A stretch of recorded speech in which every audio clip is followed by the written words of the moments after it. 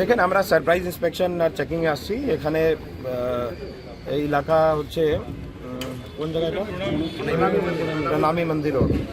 তো এখানে বিভিন্ন জায়গায় ড্রেন ব্লক করে রেখে দিয়েছে।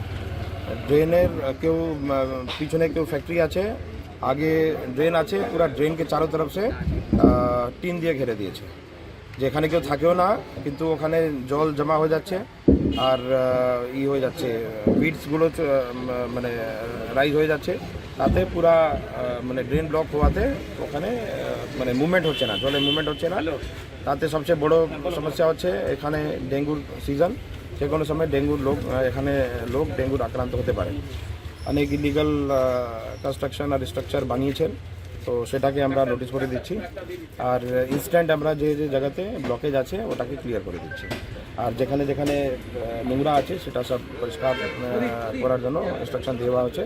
এই নোংরাগুলো যারা ফেলছে, কিছু সোসাইটিজ আছে, কিছু কমার্শিয়াল এস্টাবলিশমেন্ট আছে, তারা এখানে মানে ফেলে দিচ্ছে, তো তাদেরকে আমরা নোটিশ করছি।